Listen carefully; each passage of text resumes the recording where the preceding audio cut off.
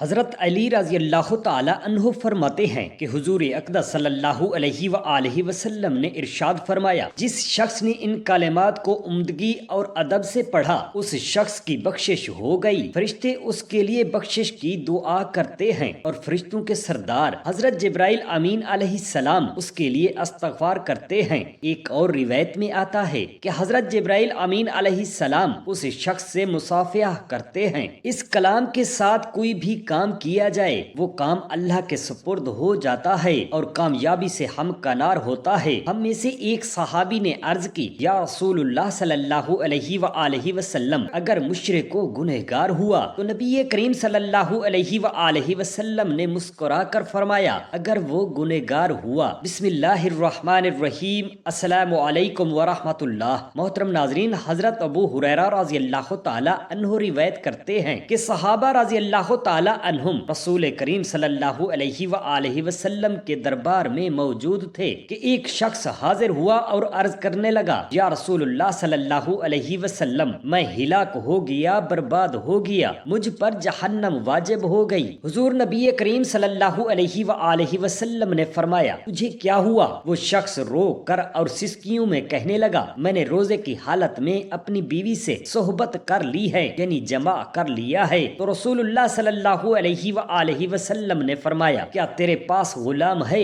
جسے آزاد کر دے؟ اس نے عرض کیا، نہیں۔ آپ صلی اللہ علیہ وآلہ وسلم نے فرمایا، کیا تو 2 مہینے کے متواتر روزے رکھ سکتا ہے؟ اس نے عرض کیا، نہیں۔ آپ صلی اللہ علیہ وآلہ وسلم نے فرمایا، کیا تو 60 غریبوں کو کھانا کھلا سکتا ہے؟ کہنے لگا، نہیں۔ آپ صلی اللہ علیہ وآلہ وسلم نے فرمایا، اچھا بیٹھ جاؤ، اور حضور صلی اللہ علیہ وسلم ٹھہرے رہے۔ ہم صحابہ رضی اللہ تعالی عنہم اسی طرح بیٹھے تھے کہ حضور اقدس صلی اللہ علیہ وسلم کی خدمت میں کھجوروں کا ایک ٹوکرا پیش کیا گیا تو حضور نبی کریم صلی اللہ علیہ وسلم نے فرمایا، وہ سوال کرنے والا کہاں ہے؟ اس نے عرض کیا، میں حاضر ہوں۔ حضور اقدس صلی اللہ علیہ وآلہ وسلم نے فرمایا، یہ لے لو اور صدقہ کر دو۔ تو اس شخص نے عرض کیا کہ کیا میں یہ اپنے سے زیادہ محتاج پر صدقہ کروں؟ خدا کی قسم، مدینہ کے دونوں گوشوں میں یعنی دونوں حصوں کے درمیان پورے مدینہ منورہ میں سب سے زیادہ محتاج میرے ہی گھر والے ہیں۔ بس حضور اقدس صلی اللہ علیہ وآلہ وسلم مسکرائے یہاں تک کہ آپ کے مبارک دانت چمکنے لگے، پھر فرمایا، اپنے گھر والوں ہی کو کھلا دو، اللہ تم پر رحم فرمائے، سمجھو تمہارا ازالہ ہو گیا۔ حضرت ابو ہریرہ رضی اللہ تعالی عنہ فرماتے ہیں کہ رسول اللہ صلی اللہ علیہ وآلہ وسلم نے مجھے فطرانہ کے غلہ کی حفاظت کے لیے مقرر فرمایا۔ رات ہوئی تو ایک شخص آیا اور غلہ بھرنے لگا، میں نے اسے پکڑ لیا اور کہا، میں تجھے رسول اللہ صلی اللہ علیہ وآلہ وسلم کی خدمت میں پیش کروں گا۔ اس نے کہا، میں غریب عیال دار اور حاجت مند ہوں۔ میں نے اسے چھوڑ دیا۔ جب صبح ہوئی تو حضور اقدس صلی اللہ علیہ وآلہ وسلم نے فرمایا، اے ابو ہریرہ، تمہارا رات کا قیدی کیا ہوا؟ میں نے عرض کیا، یا رسول اللہ صلی اللہ علیہ وسلم، اس نے سخت حاجت اور عیال داری کی شکایت کی، مجھے رحم آیا تو اسے چھوڑ دیا۔ آقا کریم صلی اللہ علیہ وآلہ وسلم نے ارشاد فرمایا، اس نے تم سے جھوٹ بولا تھا اور وہ پھر بھی آئے گا۔ میں نے سمجھ لیا، مجھے یقین ہو گیا کہ وہ چور پھر آئے گا، کیونکہ حضور اقدس صلی اللہ علیہ وآلہ وسلم نے فرمایا ہے، اس کے انتظار میں تھا کہ وہ چور پھر آ گیا اور غلہ بھرنے لگا۔ میں نے اسے پکڑ لیا اور کہا، تجھے رسول اللہ صلی اللہ علیہ وسلم کے پاس لے جاؤں گا۔ اس چور نے کہا، مجھے چھوڑ دو، میں محتاج ہوں اور بال بچے والا ہوں، اب نہیں آؤں گا۔ مجھے اس پر رحم آ گیا، اس چور کو چھوڑ دیا۔ جب صبح ہوئی تو ہمارے آقا کریم صلی اللہ علیہ وآلہ وسلم نے فرمایا، اے ابو ہریرہ، تمہارا قیدی کا کیا ہوا؟ میں نے عرض کی، یا رسول اللہ صلی اللہ علیہ وسلم، مجھے پھر اس پر اور اس کی حالت پر رحم آ گیا اور میں نے اسے چھوڑ دیا۔ اس نے خود کو چھڑوانے کے لیے سخت محتاجی اور بال بچوں کی شکایت کی تو مجھے پھر اس پر رحم آ گیا اور میں نے اسے چھوڑ دیا۔ آپ صلی اللہ علیہ وآلہ وسلم نے فرمایا، اے ابو ہریرہ، یاد رکھو، اس نے تم سے جھوٹ بولا ہے اور وہ پھر بھی آئے گا۔ حضرت ابو ہریرہ رضی اللہ تعالی عنہ فرماتے ہیں کہ مجھے ہمارے حضور اقدس صلی اللہ علیہ وآلہ وسلم پر یقین تھا کہ وہ ضرور آئے گا۔ میں انتظار میں تھا اور وہ چور آیا اور غلہ بھرنے لگا۔ میں نے اسے پکڑ لیا اور کہا، آج تجھے ضرور سرکار دو عالم صلی اللہ علیہ وآلہ وسلم وسلم کے حضور پیش کروں گا۔ تو ہر بار یہی کہتا ہے کہ پھر نہیں آؤں گا اور پھر آ جاتا ہے۔ اس چور نے کہا مجھے چھوڑ دو، میں تجھے ایسے کلمات کا یعنی وظیفہ سکھاتا ہوں کہ اللہ تعالیٰ تمہیں ان سے نفع دے گا۔ جب تم آرام کے لیے بستر پر جاؤ تو آیت الکرسی پڑھ لو۔ صبح تک اللہ تعالیٰ کی طرف سے ایک محافظ فرشتہ رہے گا اور صبح تک شیطان تمہارے قریب نہیں آئے گا۔ میں نے اس چور کو چھوڑ دیا تو رسول اللہ صلی اللہ علیہ وآلہ وسلم نے فرمایا ابو ہریرہ تمہارے قیدی کا کیا ہوا؟ میں نے عرض کیا اس چور نے مجھ سے کہا میں تم کو ایسے کلمات سکھاتا ہوں جس سے اللہ تعالیٰ تمہیں نفع دے گا۔ سرکار دو عالم صلی اللہ علیہ وآلہ وسلم نے فرمایا اس نے سچ کہا، ویسے وہ بڑا جھوٹا ہے۔ اور آقا کریم صلی اللہ علیہ وآلہ وسلم نے فرمایا اے ابو ہریرہ جس سے تم 3 راتوں سے گفتگو کر رہے ہو جانتے ہو وہ چور کون ہے؟ تو حضرت ابو ہریرہ رضی اللہ تعالی عنہ نے عرض کی میں اس چور کو نہیں جانتا ہوں۔ تو حضور اقدس صلی اللہ علیہ وآلہ وسلم نے فرمایا وہ شیطان ہے۔ سرکار دو عالم صلی اللہ علیہ وآلہ وسلم جنگ کے لیے صفیں سیدھی فرما رہے تھے جب آپ صلی اللہ علیہ وآلہ وسلم اپنے عاشق حضرت سواد انصاری رضی اللہ تعالی عنہ کے قریب پہنچے۔ ان کا پیٹ کچھ بڑا تھا جو صف سے باہر نکل رہا تھا، تو آقا کریم صلی اللہ علیہ وآلہ وسلم نے ان کے پیٹ پر اپنی چھڑی لگاتے ہوئے فرمایا اے سواد سیدھے کھڑے ہو جا۔ بس حضرت سواد نے موقع کو غنیمت سمجھا اور عرض کی یا رسول اللہ صلی اللہ علیہ وآلہ وسلم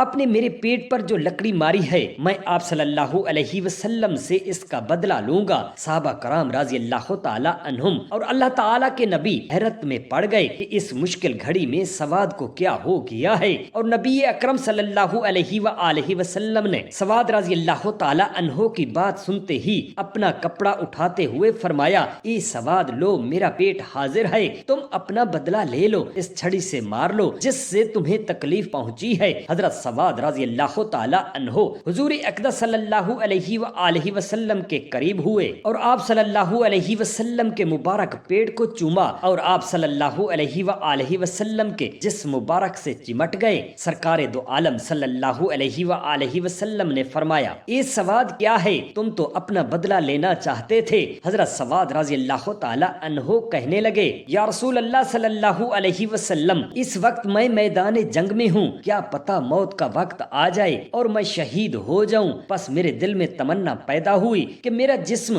آپ صلی اللہ علیہ وسلم کے جسم مبارک سے مس ہو جائے یعنی چھو جائے۔ اللہ تعالیٰ نے مجھے یہ موقع نصیب فرمایا، اب مجھے یقین ہے کہ میرے جسم پر جہنم کی آگ حرام ہو گئی، پس جو میرا مقصد تھا وہ پورا ہو گیا، میں اپنا بدلہ معاف کرتا ہوں۔ حدیث شریف میں ہے کہ حضرت عبداللہ بن عباس رضی اللہ تعالی عنہما روایت فرماتے ہیں کہ رسول اللہ صلی اللہ علیہ وآلہ وسلم نے فرمایا جب شب قدر آتی ہے تو اللہ تعالیٰ کے حکم سے حضرت جبرائیل امین علیہ السلام ایک سبز جھنڈا لیے فرشتوں کی جماعت کے ساتھ زمین پر نزول فرماتے ہیں اور اس سبز جھنڈا کو کعبہ معظمہ پر نصب فرما دیتے ہیں۔ حضرت جبرائیل امین علیہ السلام کے 100 بازو ہیں جن میں سے 2 بازو صرف شب قدر میں کھولتے ہیں، وہ بازو مشرق و مغرب میں پھیل جاتے ہیں۔ پھر حضرت جبرائیل امین علیہ السلام فرشتوں کو حکم دیتے ہیں کہ جو کوئی مسلمان آج کی رات قیام کرے یا نماز پڑھ رہا ہو یا ذکر الہی میں مشغول ہو، اے فرشتوں اس شخص سے سلام و مصافحہ کرو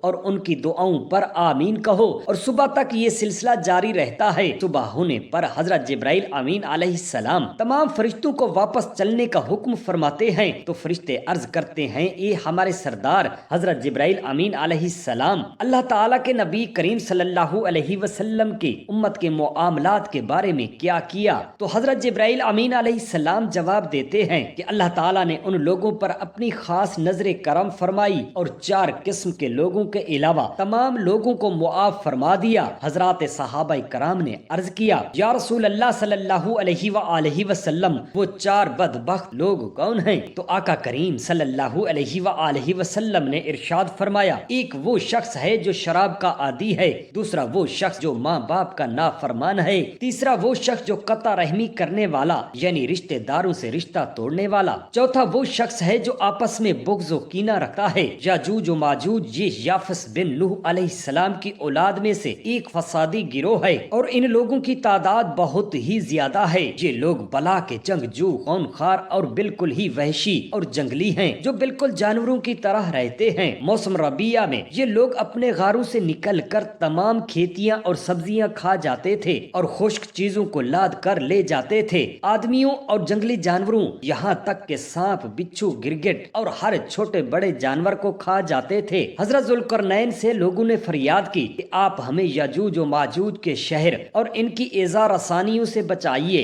اور ان لوگوں نے ان کے عوض کچھ مال دینے کی بھی پیشکش کی۔ تو حضرت ذوالقرنین نے فرمایا کہ مجھے تمہارے مال کی ضرورت نہیں ہے، اللہ تعالیٰ نے مجھے سب کچھ دیا ہے، بس تم لوگ جسمانی محنت سے میری مدد کرو۔ چنانچہ آپ نے دونوں پہاڑوں کے درمیان بنیاد کھدوائی۔ جب پانی نکل آیا تو اس پر پگھلائے تانبے کے گارے سے پتھر جمائے گئے اور لوہے کے تختے نیچے اوپر چن کر ان کے درمیان میں لکڑی اور کوئلہ بھروا دیا اور اس میں آگ لگوا دی۔ اس طرح یہ دیوار پہاڑ کی بلندی تک اونچی ہو گئی۔ حدیث شریف میں ہے کہ یجوج و ماجوج روزانہ اس دیوار کو توڑتے ہیں اور دن بھر جب محنت کرتے کرتے اس کو توڑنے کے قریب ہو جاتے ہیں تو ان میں سے ایک کہتا ہے کہ اب چلو باقی کو کل توڑ ڈالیں گے۔ دوسرے دن جب وہ لوگ آتے ہیں تو خداوند کریم کے حکم سے وہ دیوار پہلے سے بھی زیادہ مضبوط ہو جاتی ہے۔ جب اس دیوار کے ٹوٹنے کا وقت آئے گا تو ان میں سے کوئی کہے گا کہ اب چلو کل اس دیوار کو توڑ ڈالیں گے۔ ان لوگوں کے انشاءاللہ تعالی کہنے کی برکت اور اس کلمہ کا یہ ثمرہ ہوگا کہ دوسرے دن دیوار ٹوٹ جائے گی۔ یہ قیامت قریب ہونے کا وقت ہوگا۔ دیوار ٹوٹنے کے بعد یاجوج و ماجوج نکل پڑیں گے اور زمین میں ہر طرف فتنہ و فساد اور قتل و غارت کریں گے، چشموں اور تالابوں کا پانی پی ڈالیں گے اور جانوروں اور درختوں کو کھا ڈالیں گے، زمین پر ہر جگہوں میں پھیل جائیں گے، مگر مکہ مکرمہ و مدینہ طیبہ و بیت المقدس ان تینوں شہروں میں یہ داخل نہ ہو سکیں گے۔ پھر حضرت عیسیٰ علیہ السلام کی دعا سے ان لوگوں کی گردنوں میں کیڑے پیدا ہو جائیں گے اور یہ سب ہلاک ہو جائیں گے۔ حضرت عیسیٰ علیہ السلام کا ایک قبر سے گزر ہوا تو دیکھا کہ قبر والے پر سخت عذاب ہو رہا ہے۔ یہ ملاحظہ فرمانے کے بعد آپ چند قدم آگے تشریف لے گئے اور رفع حاجت سے فارغ ہو کر پھر واپس تشریف لائے اور اسی قبر سے گزرے تو ملاحظہ فرمایا کہ قبر میں نور ہی نور ہے اور اس قبر پر رحمت الہی کی بارش ہو رہی ہے۔ آپ بہت حیران ہوئے اور اللہ تعالیٰ کی بارگاہ اقدس میں عرض کیا، یا اللہ تعالیٰ یہ کیا ماجرا ہے؟ ابھی عذاب نازل ہو رہا تھا، اب اس قبر میں نور ہی نور ہے اور رحمت کی بارش ہو رہی ہے۔ تو ارشاد ہوا، اے روح اللہ، یہ شخص بہت ہی گنہگار اور بدکار تھا، اس وجہ سے عذاب میں گرفتار تھا، لیکن اس نے اپنی بیوی حاملہ چھوڑی تھی، اس کے ہاں لڑکا پیدا ہوا اور آج اس لڑکے کو مدرسہ بھیجا گیا۔ استاد نے اس لڑکے کو بسم اللہ الرحمن الرحیم پڑھائی۔ ہمیں حیا آئی کہ میں زمین کے اندر اس شخص کو عذاب دوں جس کا بچہ زمین پر میرا نام لے رہا ہے، اس لیے بسم اللہ الرحمن الرحیم کی برکت سے میں نے اس کی بخشش کر دی۔ حدیث شریف میں ہے کہ حضرت علی رضی اللہ تعالی عنہ فرماتے ہیں کہ حضور اقدس صلی اللہ علیہ وآلہ وسلم نے ارشاد فرمایا، جس شخص نے بسم اللہ الرحمن الرحیم کو عمدگی اور ادب سے پڑھا اس شخص کی بخشش ہو گئی۔ اس نام کے ساتھ کوئی بھی کام کیا جائے وہ کام اللہ کے سپرد ہو جاتا ہے اور کامیابی سے ہمکنار ہوتا ہے۔ ہم میں سے ایک صحابی نے عرض کی، یا رسول اللہ صلی اللہ علیہ وآلہ وصحابہ وسلم، اگر پڑھنے والا مشرک و گنہگار ہوا تو نبی کریم صلی اللہ علیہ وآلہ وسلم نے مسکرا کر فرمایا، اگر وہ گنہگار ہوا۔ حضرت سلمان فارسی رضی اللہ تعالی عنہ راوی ہیں کہ سرکار دو عالم نبی مکرم صلی اللہ علیہ وآلہ وسلم نے فرمایا، جس شخص نے حلال کھانے یا پانی سے روزہ افطار بسم اللہ الرحمن الرحیم پڑھ کر کرایا، فرشتے اس کے لیے بخشش کی دعا کرتے ہیں اور فرشتوں کے سردار حضرت جبرائیل علیہ السلام اس کے لیے استغفار کرتے ہیں۔ ایک اور روایت میں آتا ہے کہ حضرت جبرائیل علیہ السلام اس شخص سے مصافحہ کرتے ہیں۔ حضرت عبداللہ بن مبارک رضی اللہ تعالی عنہ حج کی سعادت حاصل کرنے کے لیے مکہ معظمہ حاضر ہوئے۔ حج سے فارغ ہو کر حرم شریف میں بیٹھے تھے کہ نیند لگ گئی تو خواب میں دیکھا کہ دو فرشتے آسمان سے نازل ہوئے اور ایک دوسرے سے گفتگو کرنے لگے۔ ایک فرشتے نے کہا کہ اس سال کتنے لوگوں نے حج کی سعادت حاصل کی ہے؟ دوسرے فرشتے نے کہا 6 لاکھ لوگوں نے فریضہ حج ادا کیا۔ پھر فرشتے نے کہا کہ اس سال کتنے لوگوں کا حج قبول ہوا ہے؟ تو دوسرے فرشتے نے جواب دیا کسی ایک کا بھی حج قبول نہیں ہوا۔ حضرت عبداللہ بن مبارک رضی اللہ تعالی عنہ نے سنا تو بے چین و بے برقرار ہو گئے اور خیال کیا کہ 6 لاکھ لوگ مکہ میں دور دراز سے حج کے لیے آئے لیکن کسی ایک کا بھی حج قبول نہیں ہوا۔ ابھی یہ سوچ ہی رہے تھے کہ فرشتے نے کہا کہ دمشق میں ایک شخص ہے جو جوتے سلنے کا کام کرتا ہے جس کا نام علی بن الموافق ہے، وہ حج پر نہیں آیا مگر اس کو حج مقبول کا ثواب دیا گیا ہے اور اللہ تعالیٰ نے اس کی وجہ سے 6 لاکھ حاجیوں کا حج قبول کر لیا ہے۔ حضرت عبداللہ بن مبارک رضی اللہ تعالی عنہ جب خواب سے بیدار ہوئے تو شوق پیدا ہوا کہ اس شخص سے ملا جائے اور ایسے مقبول شخص کی زیارت کی جائے جس کی وجہ سے 6 لاکھ حاجیوں کا حج قبول ہوا ہے۔ حضرت عبداللہ بن مبارک رضی اللہ تعالی عنہ نے دمشق کے سفر کے لیے زاد راہ باندھا اور اس شخص کی ملاقات کے لیے چل پڑے۔ جب آپ دمشق پہنچے تو پتہ معلوم کر کے علی بن الموافق کے گھر پہنچے اور ان سے ملاقات کی اور اپنا وہ خواب جو مکہ شریف میں دیکھا تھا بیان کیا اور سوال کیا کہ آپ کا وہ کون سا نیک عمل ہے جس کی وجہ سے اللہ تعالیٰ نے آپ کو حج مقبول کا ثواب عطا کیا اور آپ کے طفیل 6 لاکھ لوگوں کا حج قبول کر لیا گیا۔ یہ سوال سن کر علی ابن الموافق کی چیخ نکل گئی اور بے ہوش ہو گئے۔ جب ہوش آیا تو بتانے لگے کہ اے عبداللہ بن مبارک رضی اللہ تعالی عنہ، مجھے ایک عرصہ سے حج کی تمنا تھی اور میں جوتے سل کر اور مرمت کر کے حلال روزی کماتا اور اس حلال روزی میں سے بچا بچا کر 300 درہم جمع کیے تھے اور میں نے جب حج کی تیاری کی کہ صبح قافلہ کے ساتھ حج و زیارت حرمین طیبین کے لیے جانا ہے، اس رات کی بات ہے، میری بیوی حاملہ ہے، اس کی خواہش ہوئی کہ گوشت کھائیں اور پڑوسی کے گھر گوشت بنا تھا جس کی خوشبو میرے گھر میں آ رہی تھی۔ میں اپنی بیوی کی خواہش پوری کرنے کے لیے پڑوسی کے گھر گیا کہ تمہارے گھر میں گوشت بنا ہے، میری بیوی حاملہ ہے، اس کی خواہش ہے کہ میں گوشت کھاؤں گی، تو مجھے پکے ہوئے گوشت میں سے تھوڑا سا گوشت دے دے تاکہ میری بیوی کی خواہش پوری ہو جائے۔ میرا اتنا کہنا تھا کہ میرا پڑوسی رونے لگا اور اس نے اپنا راز ظاہر کیا کہ ہفتہ ہو گیا ہے، میرے گھر چولہا نہیں جلا، میرے بچے بھوک سے بلک رہے تھے، موت سامنے نظر آ رہی تھی، بچوں کو موت سے بچانے کے لیے میں شہر کے باہر گیا جہاں مرے ہوئے جانور ڈالے جاتے ہیں، ایک گدھا کو دیکھا جو مرا ہوا پڑا تھا، اس کے جسم سے کچھ گوشت کاٹ کر لایا ہوں اور اسے پکایا ہے تاکہ میرے بچوں کی جان بچ جائے، یہ گوشت میرے لیے حلال ہے مگر تمہارے لیے حرام ہے۔ یہ سب سن کر اور اپنی آنکھوں سے دیکھ کر میں اپنے گھر آیا اور وہ رقم جمع کی تھی وہ سب رقم 300 درہم اللہ تعالیٰ کی خوشی کے لیے اور ایک غریب مسلمان کی بے کسی و پریشانی دور کرنے کے لیے اپنے پڑوسی کو دے دیے۔ یہی ہمارا عمل ہے، یہی ہماری نیکی ہے جسے اللہ تعالیٰ نے قبول فرما لیا ہے۔ اللہ رب العزت ہم تمام مسلمان بہن بھائیوں پر اپنی رحمت فرمائے، آمین یا رب العالمین۔ جزاک اللہ خیرا کثیرا۔